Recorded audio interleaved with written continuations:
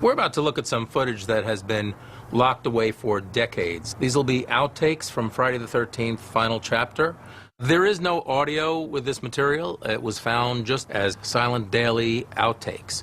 So I'll be talking us through as it plays. Oh, there you go. As you can see, it's a cut hacksaw that bleeds, one of Tom Savini's signature tools. Of course, the difficulty is the Jason has to hold the weapon very close to the throat so that you can believe it's embedded in there. Some of this is pretty disgusting. You believe he is actually sawing it. And then the trick for director and actor is to sync up the character's movement with the movement of the saw.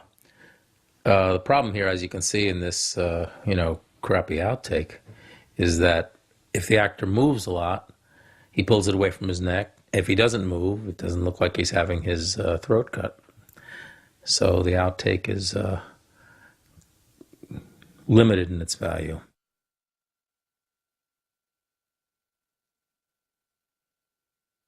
That's lovely, isn't it? There he is, getting a dose of red Caro syrup, so he can bleed as his head is twisted. Ted White's hands twisting the head. A false body and a real Bruce. Actually, in the end, we used only shots of the real Bruce. We had made a casting of his head, but didn't use those.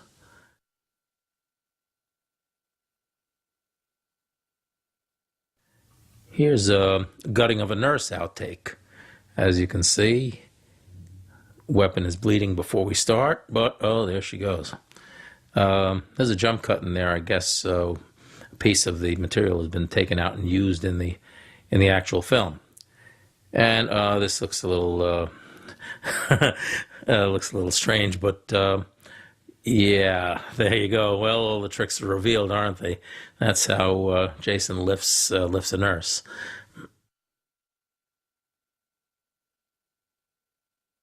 Yeah. Now, this was a tough one because we don't have we can't hide in darkness here because it's an exterior, day exterior.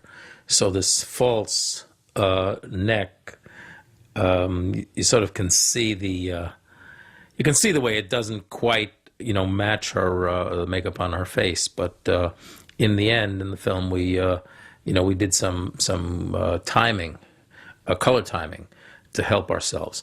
The thing about all of these scenes that you're looking at here is that they are really raw dailies of outtakes, things we thought weren't really good enough, and they haven't been treated in ways which we ultimately treated the material we used.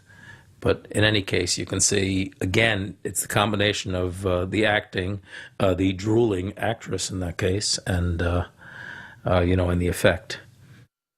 We shoot these with multiple cameras, so there will be tighter shots and wider ones, and some shots are established only to use a tiny little piece, maybe the appearance of Jason.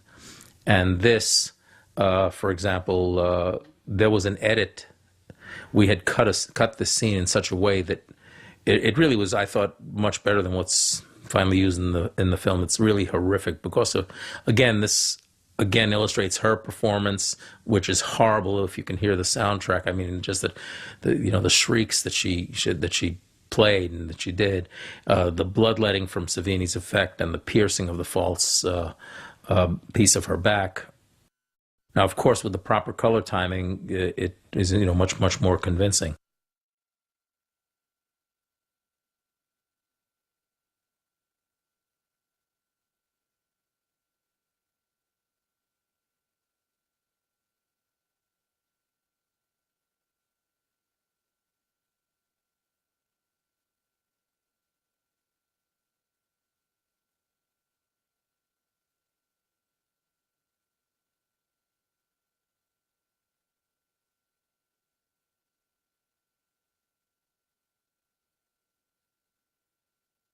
Now this shot is really done on the water besides, and it's the business of holding the piece down, the actor, and having the effect. He is rigged to be lifted out of the water on wires, and as you can see, the wires didn't always work exactly the way we wanted them to. I mean, we only needed a small piece. That's John Sherrod, who just came in with a cowboy hat. He was our stunt coordinator at the time. You can see these wires, and then we had to treat them. We didn't have the benefit of CGI back then, but we had to try to obscure them with other processes. But he was suspended and lifted. There's Crispin. Now that's a reverse action shot where you start out with the cut piece of. That's right, as you can see, the cut piece against his face, pulling it away, and then reversing it so that it appears to be whacking him. Now, of course, you can see there is Jason without the mask, Ted White, in his Ted White, glorious appearance, ducking into the shot back there. There it is. And again, as discussed before, we placed it between his eyes because it seemed much more horrific. As you can see, that's much more difficult to watch than what we finally used in the film. So there was a possibility to cut a version, which of course everyone would have objected to, except a few of you demented viewers. But Crispin really played it, and it is pretty ugly and convincing. Crispin loved doing his death scene. I mean, he couldn't wait to do this. And as you can see, the giant grin at the end. Ah, yes. Ted cleaning the weapon, something I've used in other movies. I don't know, it's some obsession of mine. Now, as you can see, this was not a first take. The window's already broken. And she flies through.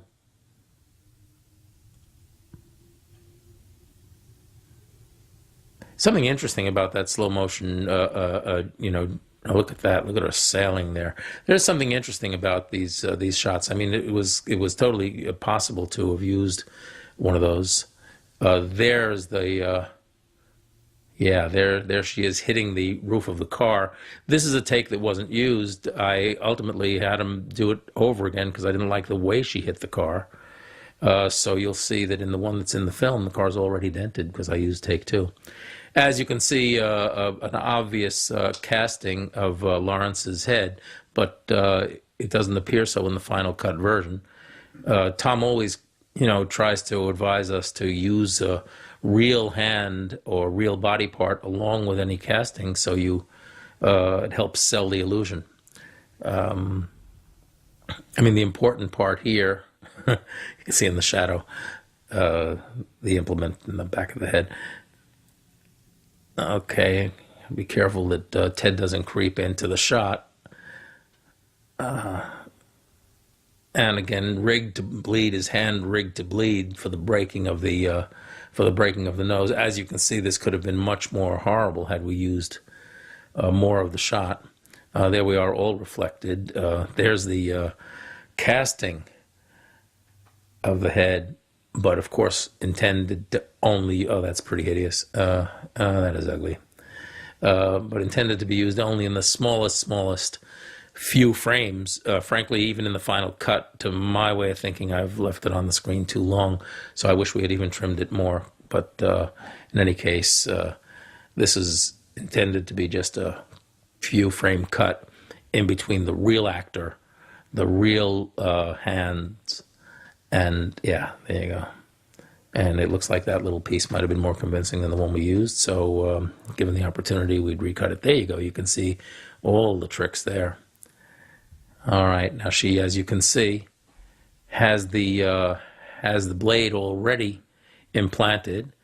Can't stand the idea of doing the scene apparently, but she's ready to do it. There you go. She's into the scene, and they throw some sticks at her foolishly. We did this a little bit better in the final version where we actually put an air cannon behind the door and blow the thing up. And this cornball, attempt is, oh, there it is.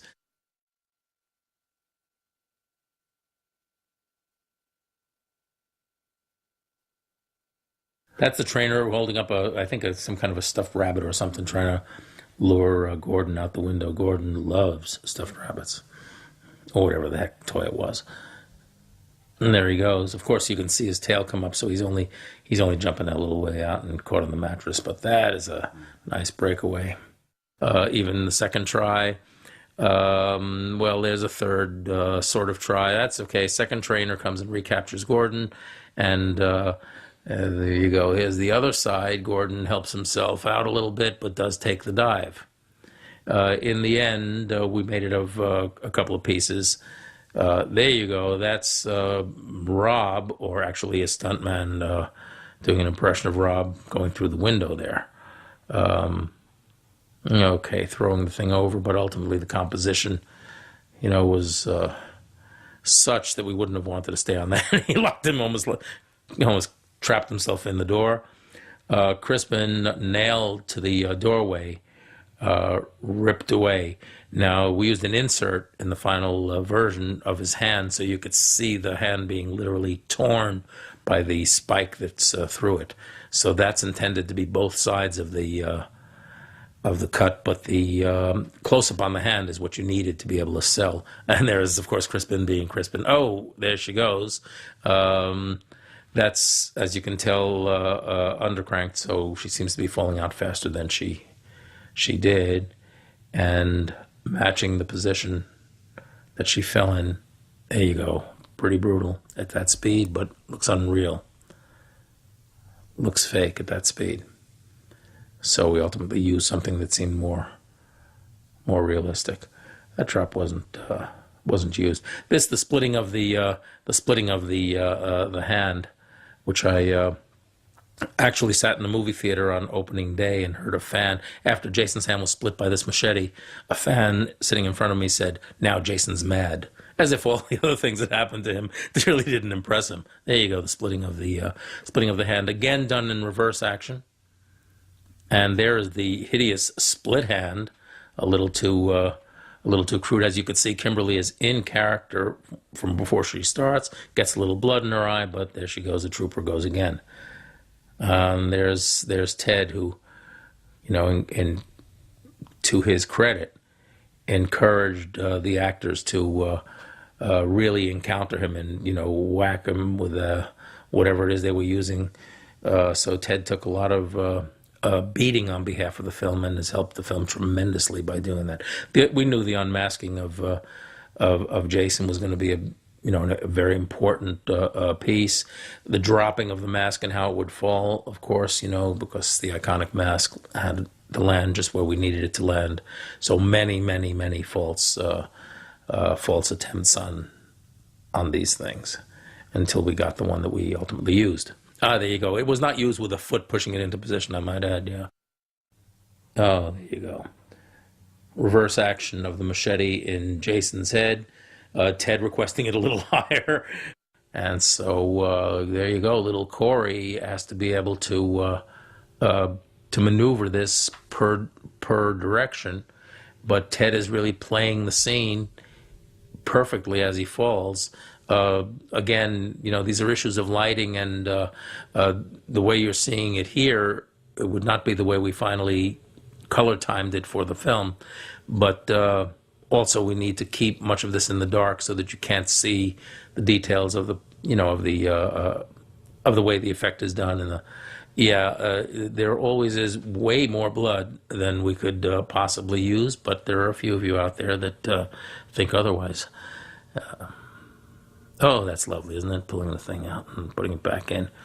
No, as we've discussed earlier, the puppet is really manipulated by lots of people. Make it bleed, manipulate the tongue, facial movement. It does all kinds of things. So, had we used just a tiny piece of that, There you are. And this gets even more hideous because it really separates from the. Yeah, it's the skull totally separates. We could have cut a version that would have been believable. Of course, when you see it in the long form like this, it's not believable.